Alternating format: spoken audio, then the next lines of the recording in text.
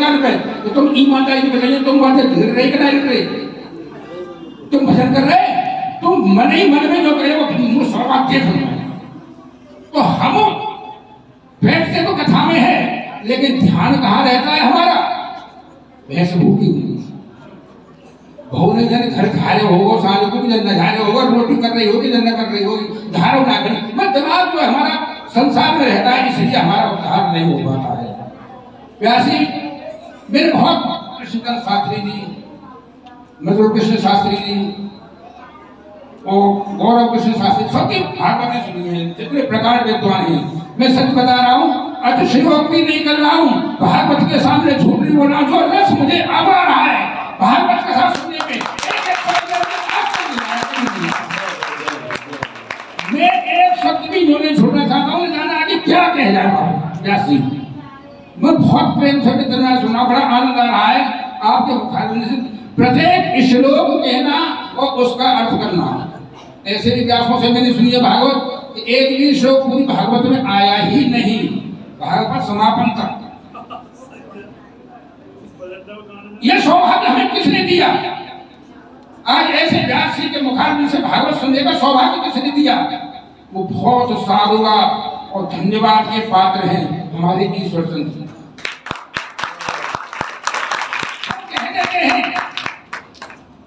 कह देते हैं कि तेरा तुझको अर्पण क्या लागे मेरा, होंगे जगदीश हरे, लेकिन अर्पण फर्पण कुछ ना।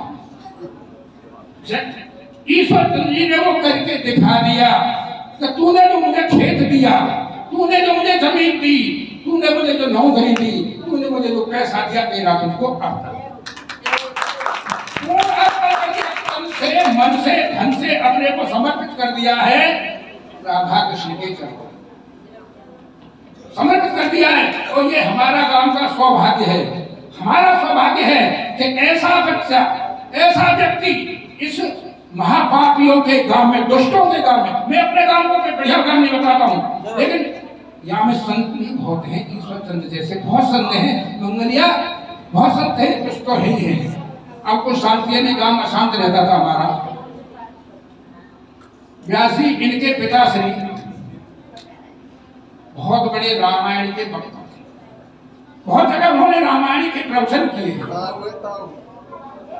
पिताजी ने भी किए हैं। ताऊ को तो कंठ थी ही, लेकिन उन्होंने पंजाब में जाके बहुत प्रवचन किए ना। हमारे पे कैसी बात करते हो, मैं ताऊ जी को भी जानता था, इनके पिताजी को भी जानता था, दोनों को जानता था, मेरे घरेलू संबंध थे उनसे। हमने ताऊ तक की जानकारी है, नहीं मुझे जानकारी है, उन्हें ना जानकारी। अच्छा हाँ, मुझे जानकारी नहीं होगी।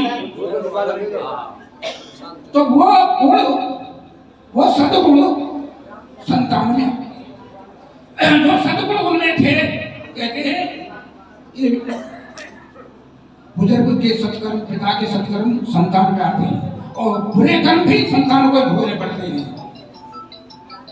सुबह सुबह 75 साल की उम्र हो गई, चला भी नहीं ढंग से जाता है और न बैठा जाता है। धृष्टता करता हूँ, बहुत धृष्टता करता हूँ मैं बैठने की, जो नहीं बैठा चाहिए मुझे। मैं कल बैठा था, मेरी कमर में रात भर दर्द रहा, मैं परेशान हो गया। लोग था भागवत सुनने का, छोड़ नहीं पाया। पर मैंने पहले कह दी सोचन से, भाई ये कौन सी व्यवस्था करते, मुझसे बैठा नहीं जाता है। उसे मैं व्यास जी से और सब लोगों से क्षमा चाहता हूँ। सुबह सुबह मंगला के दर्शन करने के लिए हमारे गांव के बहुत से बच्चे आते हैं, कुछ पहले आते थे, हम लोग गए हैं, कुछ नए जुड़ गए हैं। ये तो संसार का नियम चलता ही रहता है। फिर भी मेरी प्रार्थना है कि सुबह सुबह मंगला आरती के दर्शन में, जैसा कि व्यास जी ने बार बार कहा, जितने आ सके उतने आ जाओ, इसके मुकाबले पुण्य नहीं बनता है कभी। रही बात दूसरी आगे की, व्यास जी बार बार दान के लिए कह देते हैं, दान की 3 गति होती है। धन की 3 गति होती है। धन की दान, भोग और नाश। मैं अपने शब्दों में ये कहता हूं व्यास जी कि अगर दान करोगे तो वो संग लग जाएगा। दान करोगे, द्वारका जी, द्वारका प्रसाद, हाँ हाथ उठाई रही, दान करोगे तो संग लगेगा, और खाओगे, पियोगे, ओढ़ोगे, पहरोगे तो अंग लगेगा। और 2 काम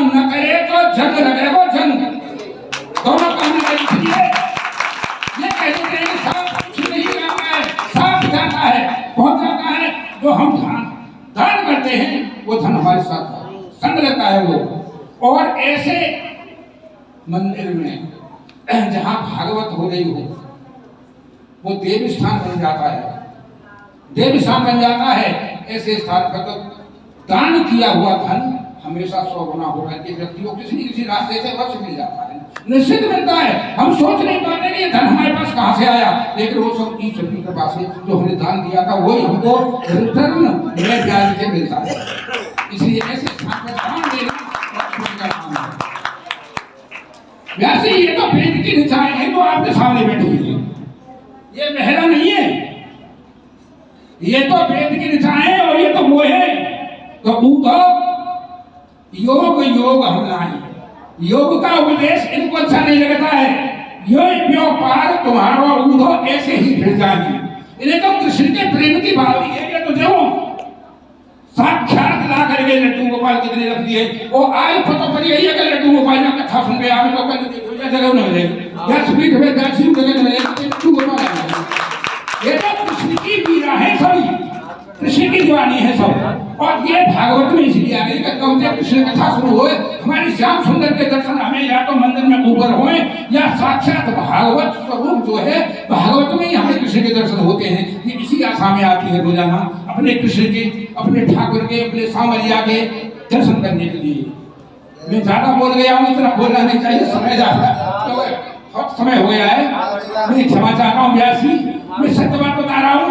साक्षात कृष्ण स्वरूप लगते हो व्यास पीठ पर विराजमान। मैं मजाक नहीं कर रहा हूँ, ना मैं झूठ बोल रहा हूँ, मैं भागवत को साथी करके कहता हूँ, मैं बैठा हुआ कृष्ण स्वरूप ही देखता हूँ। भागवत के भक्ता कृष्ण स्वरूप होते हैं, भागवत कृष्ण स्वरूप होती है। अति आनंद की वर्षा होती है। और वो अभागा है, वो अभाग में एक दिन रह गया, मुझे बाहर मथुरा जाना पड़ गया था इसलिए रह गया। वो अभागा है जो इतने पर भी, इतने नजदीक पर भी वो यहाँ दर्शन करने के लिए, भागवत सुनने के लिए नहीं आ पाता है, वो भाग्यहीन है। हम तो अपने को बड़े भाग्यशाली मानते हैं, तो हमें ईश्वर चंद्र ने यही बैठ करके साक्षात भगवान के दर्शन करवा दिए हैं। मैं ज्यादा कुछ नहीं कहूंगा, क्षमा चाहता हूँ, बहुत बोल गया। श्री भगवान की जय।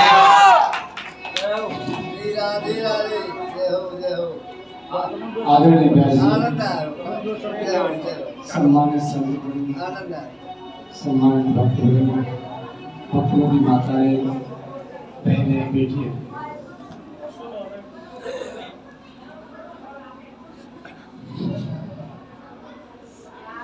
ये सब आप लोगों के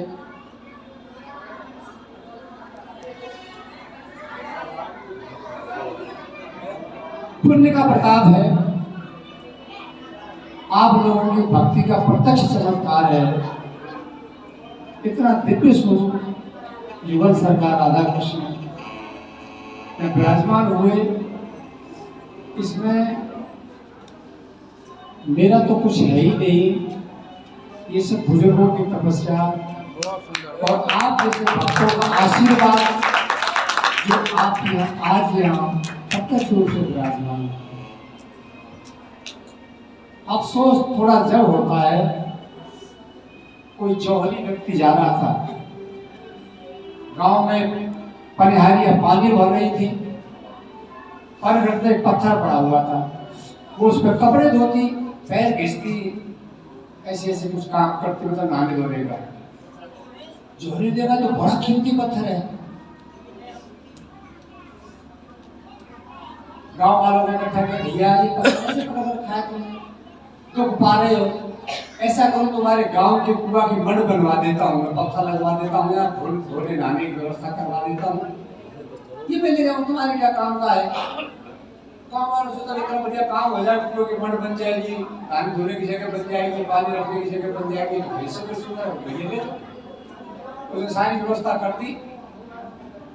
और पत्थर में लेके चलने पर पत्थर के टुकड़े टुकड़े टुकड़े टुकड़े, मतलब एक कण भी काम नहीं है, इतने छोटे छोटे टुकड़े हो गए। जौहरी बोला, रे मूर्ख, जब महिलाएं पैर घिसती थी, कपड़े धोती थी, चढ़ती उतरती थी, इतनी बेइज्जती करती, जब तो तेरा कुछ नहीं बिगड़ा। मैं तो तेरा चयन इसलिए किया था कि तुझको ले जा करके तुझमें से नग बनाऊंगा, कोई राजाओं के मुकुट में लगेगा, कोई धनी लोगों के हार में लगेगा, इस तरह तेरा सम्मान बढ़ेगा।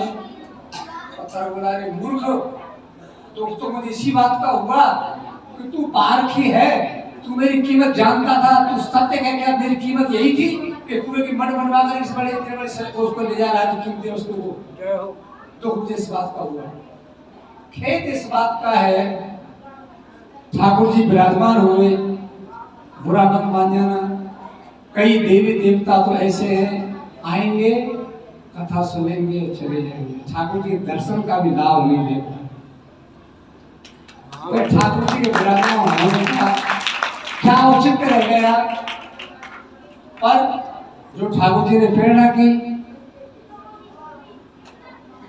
जैसा आदेश दिया उसकी पालना करना मेरा धर्म था, और मैं उसमें कुछ कर भी नहीं सकता था। भगवान जो कराते वही होता, मेरे से कोई योगदान नहीं, कोई श्रेय नहीं, कोई अहमियत नहीं है। पर मेरा एक निवेदन है आपसे, आते हो तो कम से कम दर्शन तो करके ठाकुर से जुड़ो, ठाकुर से जुड़ो। दूसरी बात, आपने कथाएं बहुत सुनी होंगी, मैं किसी की निंदा नहीं कर रहा हूँ, किसी पर कोई व्यंग नहीं कर रहा हूँ, पर जो वास्तव में गुरु जी ने कहा है, एक अक्षर भी उसमें हल्का नहीं है। कथाएं जिन्होंने विद्यालय नहीं देखे, कह का 12 घड़ी में नहीं जानते, वो आज मंडलेश्वर और भागवताचार्य बने फिर रहे हैं। केवल किस लिए? नाचे गावे तोड़े तान और वाको दुनिया राखे मान। जो नचा दे, जो कुदा दे, वो तो वक्ता बहुत बढ़िया, सारे साथ आनंद आ रहे, क्या कहें। पर हीरा की परख तो जौहरी जानता है कोई, तो जानने वाले जानते हैं कथा या कैसी कथा हो रही है और कहाँ कैसी कथा होती है, ये व्याख्या करने की आवश्यकता नहीं। समझने वाले समझ रहे हैं, और न समझने वालों को कुछ समझा और समझना आना भी नहीं है। दिव्य कथा प्राय प्राय देखते हैं, या तो 1 से 4 का समय रहेगा या 2 से 5 का समय रहेगा, 3 घंटे। व्यास जी के आते आते कम से कम 15 मिनट 20 मिनट आधा घंटे लेट तो व्यास जी आके बैठेंगे, फिर वो स्तुति करेंगे, फिर एक मंगलाष्टक बोलेंगे, फिर एक भजन गाएंगे, फिर साथियों से भजन गवाएंगे। आधा घंटा पौन घंटा निकल गया। जरा सा प्रसंग चलेगा फिर भजन, जरा सा प्रसंग चलेगा फिर भजन, जरा सा प्रसंग चलेगा फिर भजन। भागवत में स्पष्ट लिखा है, आसूर्योदय मारभ्य सार्धत्र प्रहरांतकम कथा विरामो कर्तव्य मध्याह्ने घटिका द्वयम्। भागवत कहती है, उस भागवत का विधान क्या है सुनने का और कहने का, कि सूर्य उदय हो जब से भागवत शुरू हो और सूर्य अस्त हो